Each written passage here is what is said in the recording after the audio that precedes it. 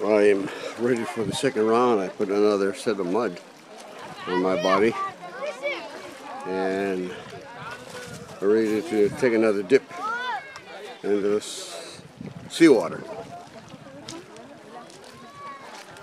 But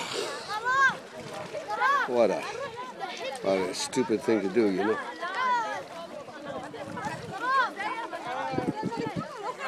But if it works, it should cleanse your skin.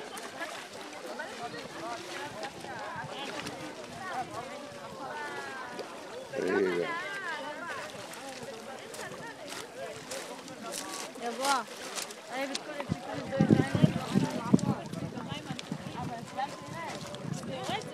Yeah, that's the sea.